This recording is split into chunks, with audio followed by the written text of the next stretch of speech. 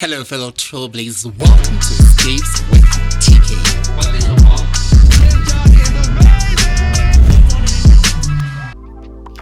Hello, fellow trailblazers. Welcome to another episode on Escapes with TK. If you're new to this podcast, my name is Tukiso or TK Ntebe, and everything we talk here involves travel, lifestyle, and of course, adventure.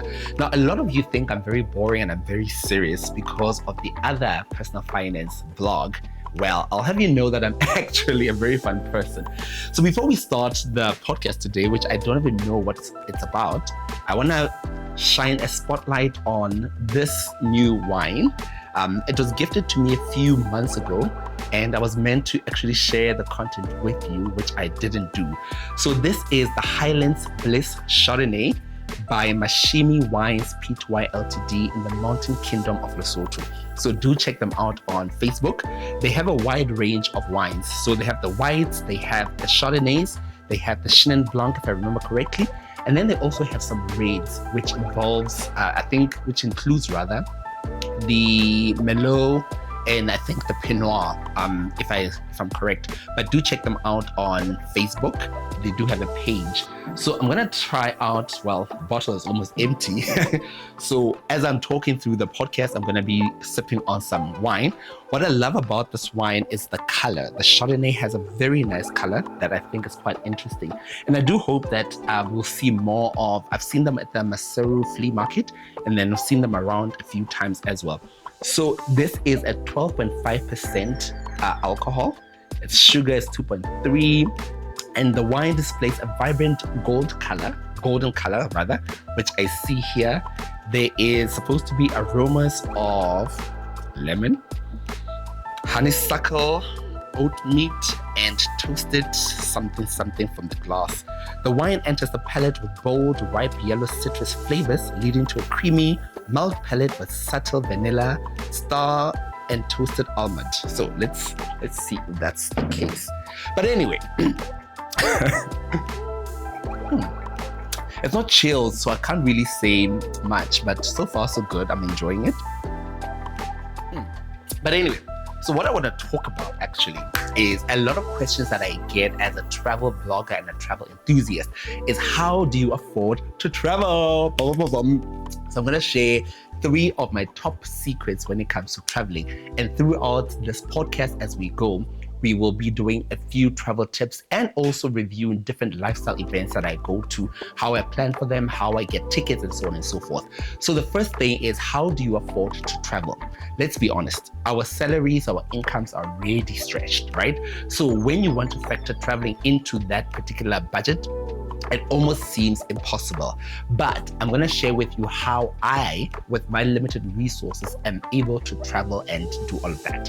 So the first thing that I always do is beginning of every year, beginning of every season, I identify destinations that I want to go to, right?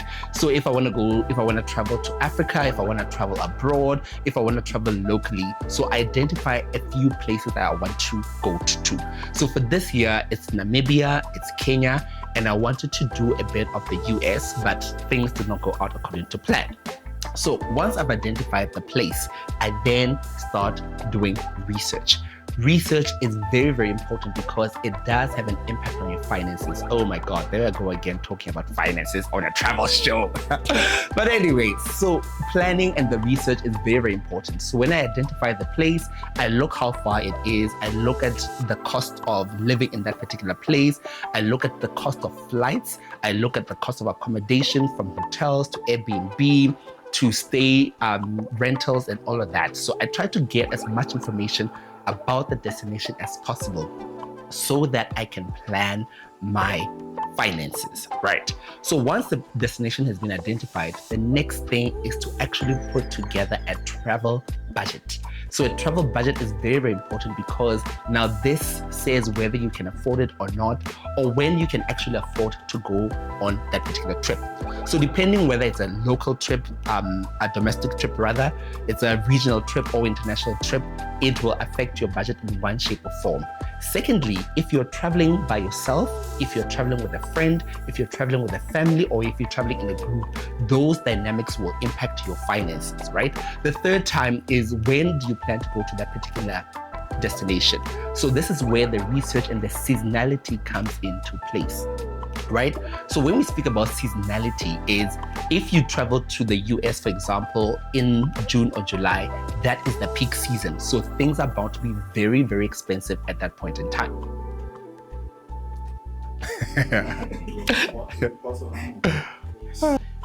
June, July, August, thereabout, it's the warmer months, it's the summer, so things are about to be very, very expensive.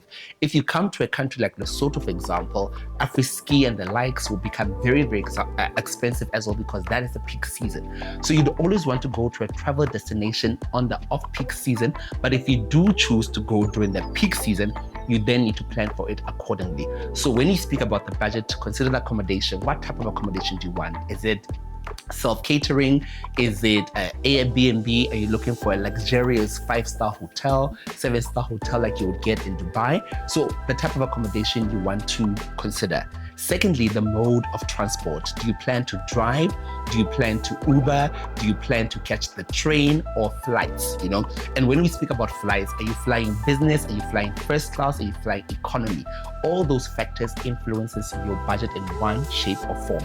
And if you don't plan for them on time, it may affect your travel experience. The third thing when it comes to your travel budget is the activities. What kind of activities do you want to do there? So this is again where the research comes in. You know, are you gonna do activities that you have to book in advance? Are you doing activities that are free? Are you doing activities that require you to plan and pay upfront? So all those factors become very, very important when it comes to your travel budget. So a travel budget can be in any shape or form. You can use an Excel spreadsheet, you can use an app, and you can do all of that. But once you have the budget, it then determines how much money you actually need in order for you to afford that trip. So say, for example, I was planning to go to the US like I did last year, October 2023, right? So I literally planned for that trip months and months ahead. It meant that I had to book my flights very early, because the earlier you book your flights, the more affordable they are. It meant that I had to pay and book my accommodation very, very early, because the earlier you start, the better it is on your wallet. The third thing is, depending on where you're going, you also need to do part of your research is, do you need a visa to go to that particular destination? Is your passport valid, number one? Do you have enough pages on your passport in order for the visa to be processed? And also, how much are the visa costs if you're going to an international destination such as the US, the UK, or the Eurozone, or again, the, Thailand, the Asian countries. So the visa also becomes very, very important for you to do research on.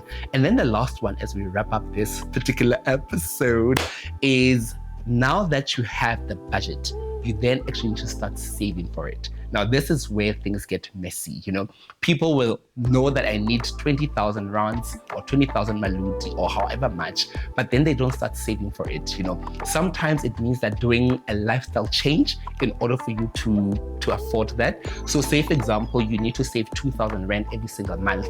It then means that if you don't have the extra 2,000 rand on your budget, you then have to cut down something. So that involves buying your alcohol and staying at home, not going out every weekend to spend money, not doing things that you would ordinarily do that would require you to spend money. So in that particular instance, you then have to sacrifice, put money towards your trip, and then when the time goes, get on the flight, not catch feelings, and just so this is what this podcast will really be about. I'll be sharing a lot of travel tips. I'll be inviting different guests to share their travel experiences, mistakes they've made, how they've missed flights, the currency exchange. You know, when you're traveling to the US, which currency do you trade in? Do you transact with rather? And all those jazz. So this is what this podcast will be. We'll also be reviewing different lifestyle events, you know, what I thought about a travel and lifestyle event I went to, the experience and all that. And of course, I'll also be sharing a lot of my travel vlogs when I'm there to show you how the experience is and everything else. So do not forget to like, comment, and subscribe to the YouTube channel and of course to the podcast that's also available on Spotify and Apple Podcasts. I also have a travel newsletter, Escapes with TK, where I share all my travel blogs rather, and any updates that I have on my platforms. So also check out my website, www.tkintebe.com, which is the one-stop shop for all the amazing work that I do. So until the next episode, guys, love, peace. Let's love, peace. I was gonna say money, love, peace, and let's do more travels and more escapes with TK. I will see you in the next one. Cheers. Oh, this is nice. I think it's actually better when it's chilled.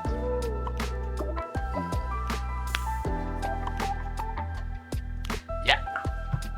Da-da-da-dum-dum-dum. So they also say this is Masimi Wines Pty Ltd in the Mountain Kingdom of Lesotho. I actually think the bottling is nice, but I also think the packaging can be slightly better. You can see how they're trying. They're still using stickers, which is good. It's a 750 ml Lesotho 2023 12.5. But the sticker, the cutting was not clean. The sticker, I think for me also the font on it doesn't really pop, how I would want to see it. But so far so good. I think the logo design, if that's a logo, the design of the bottle is also very nice. But yeah, for me, I would say areas of improvement are the font and the packaging experience, especially because the wine industry is very competitive, So yeah. Do you like it? I like everything local, but I think this is also, Masimi Wines is local, but I think this is bottled in Cape Town. So I'm not too sure about the ownership, but I like it. I think I prefer it chilled, so I'll have to try it again when it's chilled. But yes, I do like it. I'll give it